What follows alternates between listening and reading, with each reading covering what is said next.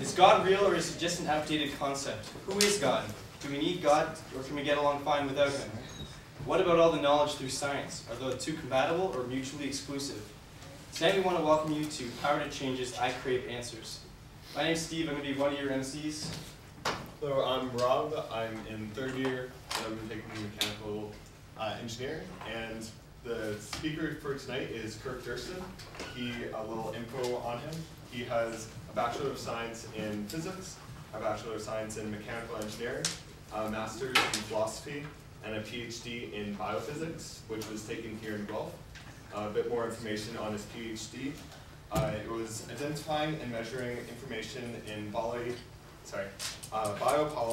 and investigating what the info does in relation to protein 3D structures.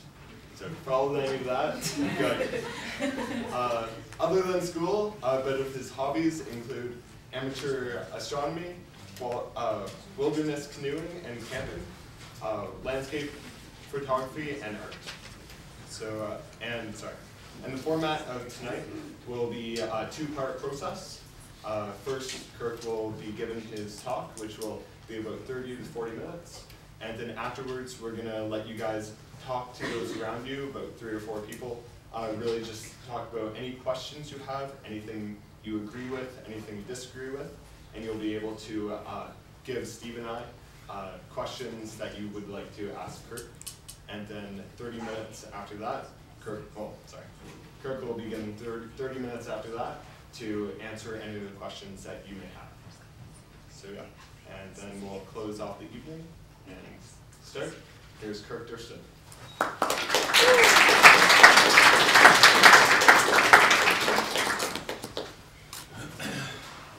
Well, first of all, I want to thank the student club that sponsored this event, Power to Change Students. And of course, this is a worthy topic to discuss. Just before I begin, though, somebody was saying that there may be some representatives from the Atheists Club here. If I had sent an email to what I thought was the club in the fall, just offering to come whenever you wanted to and just grill me solid for an hour or whatever. So if that's something that you're interested here, just email me, and I'd love, you can just set me on a stool and just pound me with questions and interrogate me. I enjoy that sort of thing. And so something to keep in mind for that club if if there are representatives here. Let's begin. You notice here I say it's an introduction because in a discussion like this in 35 minutes, we are just going to skim the surface. Of course, there's a Q&A afterwards where you can dive down a little deeper into whatever you want. But even at that, I think the objective for this evening is just to stir the pot a bit, get you thinking about a few things, and then see what happens down the road. And if there is something to slake my thirst with back there, I wouldn't mind having a swig of whatever you got back there. Coffee or something hot's good, but if it's juice, that's fine too. There's a bit of an overview. How well does science explain the origin of nature, the origin of diversity of life, and then what is the relationship between God and science? So let's begin with this God, nature, and life, and look at what the basic claims are. And I'll be speaking from a Christian theist perspective. What are the basic claims as far as what Christianity holds to when it comes to God and nature? Well, first of all, God is credited with the origin of nature itself, the origin of the cosmos. In the beginning, God created the heavens and the earth was without form and void. There's no indication here as to when that beginning was, but it is interesting that it says in the beginning, basically the earth had not been formed. It was not accreted or whatever. It wasn't a planet in the very beginning. God is also credited with the laws of nature, something quite unique in ancient times. That was not normally the case among ancient thinkers. It was usually thought, pre-Socratic times, that the gods were behind everything, every storm, every lightning bolt, and so on and so forth. But in the book of Job, which is thought to be probably the oldest book in the Old Testament, this quote comes from this idea that there are ordinances or laws that govern the universe and they actually rule over the earth, which would call into question any geocentrism that might have been the case, that there's something much bigger going on in the universe, and the Earth is not rule over the universe. It's quite the opposite. There are laws of nature. Those two things I'm going to combine and just call it nature. So I'm going to define nature as physical reality. Physical reality composes space, time, matter, and energy, and the laws of nature that govern how those interact. Thanks a lot. Now, if your view of physical reality includes, let's say, some sort of multiverse system, some sort of 11-dimensional M-theory system, then of course that would be included in what I'm defining as nature. We're talking about still things, even if you hold to, say, Hawking Molodno's 11-dimensional M-theory system is what spawned this particular universe. Still, that system is composed of its own set of space-time and its own, what Hawking calls the fundamental laws of nature. The ones we would have to be only, regardless, or that's what I mean by nature. Whatever physical reality is, that's nature. The other claim is that God was responsible for the origin of life and its major kinds. God said, let the earth bring forth living creatures after their kind. Again, no explanation as to how the earth was supposed to do this, just let the earth bring them forth. And after their kinds, no explanation as to what these kinds are, although I think science might be able to speak to that to a certain extent. What are these kinds, if in fact we're going to make predictions out of this? So those are the two major claims I'm going to look at here. So let's go first of all with how well science has done in explaining the origin of nature itself. That is, physical reality, space-time, matter, and energy, multiverse system, if you want to hold to that. Interesting article just last week in the New Scientist. Why physicists can't avoid a creation event. It was Hawking's birthday. A number of cosmologists were there, but there seemed to be a consensus recently arrived at that no matter which system you hold to, whether this universe is a one-off deal, whether you hold to a cyclic universe that alternately expands and collapses, or whether you hold to any one of a number of multiverse theories, all of them still require a creation event. Some of these were postulated in an effort to avoid that, but in that same article in New Scientist, now some of you, those of you in the sciences will be familiar with the journal New Scientist. Those of you who aren't, New Scientist is a cross-scientific disciplinary journal, highly respected. This is not the National Enquirer that you find at the grocery checkout stands, for those of you completely unfamiliar with New Scientist. Its American counterpart would be Nature. New Scientist and Nature would be both journals that are for a wide variety of scientific disciplines. Hawking is quoted in here. Now Hawking, I believe at this point, is an atheist. Everything that I've seen in the last number of years is that he would identify himself as an atheist, and he's not particularly enthusiastic about this idea of a creation event.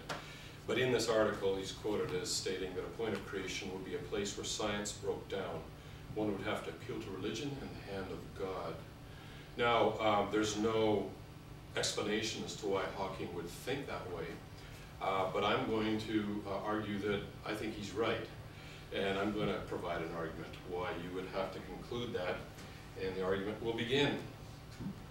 Just before we do, a little diagram showing different theories. There's the cyclic theory, there's the multiverse theory, and still in the consensus, the growing consensus seems to be that there is a creation event, whatever that is, a beginning to physical reality. There is not an infinite regression. In the above case, this is not a perpetual motion machine. It had a beginning, and the reason that they provide in the article that each one of those bounces, the entropy increases, and so the actual expansion of the universe increases with each bounce. Disorder increases. Obviously, we're not there yet, so therefore there must have been a finite number of bounces if you hold to that system in the past. There's other reasons for saying there cannot be an infinite regression, but I'll save that. If it's none of your concern, we won't bother talking about it, but if it is, you can raise it during the Q&A. Okay, what we need to now do is apply logic to this problem about a creation event. It's important to understand this concept of a circular fallacy. A circular fallacy occurs when you assume your conclusion in your opening premises, and then reason from that conclusion to the conclusion that you assumed in your opening premise, thinking you've proved something or explained something when in fact that's described as a circular fallacy. You've proved nothing. You assumed the conclusion in your opening premise. Now that has implications when it comes to coming up with an explanation for the creation event. We cannot come up with a natural explanation for the origin of nature itself. To clarify, we cannot assume the existence of natural processes in order to explain how natural processes came into existence. Science is founded on nature and the laws of nature. The natural processes are what make science possible. So, in other words, in order to come up with a scientific explanation for the origin of physical reality, which I'm calling nature, you have to assume science. Nature. You have to assume natural processes, laws, and so forth. But you can't when it comes to the origin of natural processes. That would be a circular fallacy. You're assuming the existence of nature in order to come up with a natural explanation as to how nature came into existence. And for that reason, I think Hawking is right, both when he says science breaks down. Of course, logically it has to. There is no way out of that. And secondly, that it points to the hand of God. But let me develop the hand of God aspect a little bit further. There are also implications for the origin of time. Time is thought, the consensus is that time is a physical property of the universe that actually can be expanded or shrunk relative to your speed, relative to the speed of light, how fast you're going relative to the speed of light, and there may be other things that can do that as well. But it's real, it's substantive, it's a physical thing. And even if nothing is happening, you're sitting here, even if you're frozen, time still continues to elapse, whether you like it or not. It's not just a mental concept that only advances with each event. Now assume that the origin of time is omega. Let's assume time was caused by omega. Now, we have to avoid the circular fallacy when it comes to, well, what brought omega into existence? Whatever it was, the circular fallacy dictates, or the avoidance of that, or pure logic dictates, that whatever brought time into existence must itself be able to exist independent of time. In other words, it would be a fallacy to assume something that was dependent on time to explain how time came into existence. That would be a circular fallacy. So whatever it was, it must be independent of time. It must be able to exist independent of our physical time. It is, in other words, eternal. Oops, a little fast there. Therefore, omega cannot itself have been caused by something. That's fascinating. It actually brings an end to a potentially infinite regression of explanations. Why? The moment you ask what caused omega, you're assuming there was a time when omega did not exist. Then something caused it to come into existence, and now it exists. But recall, necessarily, omega cannot be dependent upon time. It is timeless. So it is, at best, meaningless to say what caused omega, but it's actually a logical fallacy because you're actually committing a circular fallacy in your mind when you imply that there was a time when omega did not exist and something had to cause it.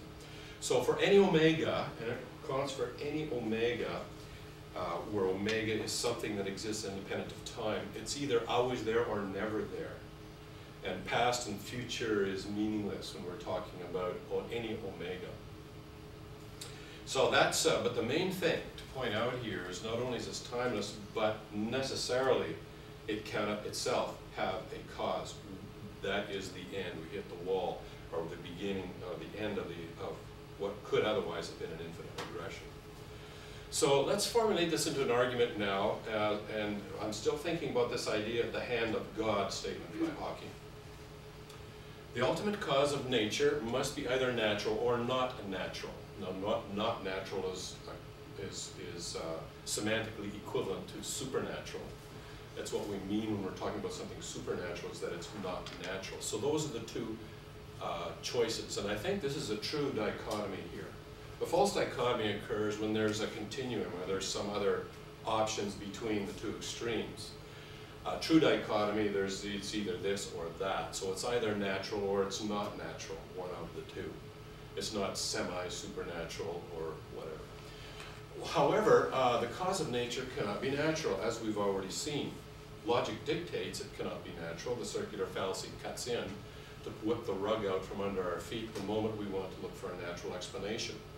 Therefore, the cause of nature must be supernatural. But we need not stop there. The cause of time must also be able to exist independent of time in order to bring time into existence. Now that is, again, as a result of the necessity to avoid the circular fallacy. Therefore, the cause of time itself cannot have a cause, as I explained in the previous overview. Therefore, the cause of nature must be supernatural, timeless, uncaused, and eternal. These are just the logical conclusions of what we looked at prior to this. Now, I want you to notice that in no case we've talked about God or we've invoked religion or faith or anything else. What has done the work here is cold, hard logic. It is the logic gets us by the neck and gets us in a stranglehold and brings us to what appears to be checkmate on this particular thing. And that is why I think Hawking is justified, even though I think he would still identify himself as an atheist, in saying that a creation event it marks the breakdown of science. I wouldn't say it's a breakdown, it's just the limit of science. I wouldn't go so far as to say it breaks down, but it's a limit. And secondly, that it points to the hand of God.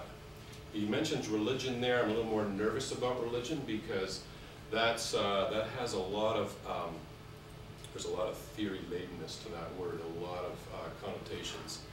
And the term God is a little simpler. Now, what I want to point out here is what we've talked about is not necessarily any type of God. We're just talking about the general concept of God, commonly held through many civilizations throughout history. But something else I want to point out here is that the universe appears to be extremely fine-tuned for the purpose of supporting life. And Penrose has suggested that if you took all the possible universes, and you can get a rough idea of the set of all possible universes by looking at each of the fine structured constants, the laws of nature, and seeing how much leeway would you have and still be able to support life and use that as your delta, and then break that and then see what the whole range is digitized by that delta figure. And you can come up with some number. This number changes probably from year to year as we continue to learn more things about the universe. But in general, it's a large number. So what he's saying here is the set of all possible universes, there's a subset. And that's the subset of universes that are capable of supporting life.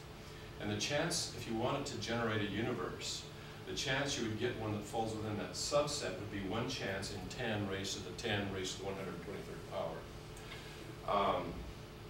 That's not the chance of getting this particular universe. It's just the chance of getting any universe at all capable of supporting life. And my point that there's something you could infer from this, and that is, I just showed that logic seems to point that we need an eternal, uncaused, supernatural origin for physical reality, for the creation event. But physical reality itself seems to have a point, a purpose to it.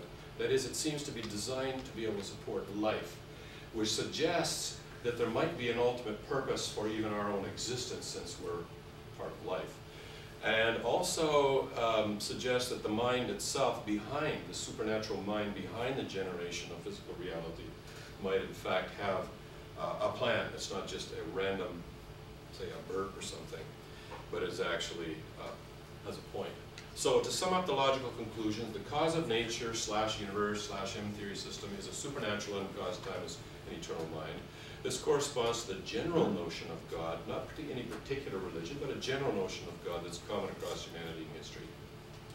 It especially corresponds to the Judeo-understanding of God as I am. Now that was, God says that would be his name for all generations. That would be his, it's the present tense of the verb to be, no past, no future. It implies a timeless being.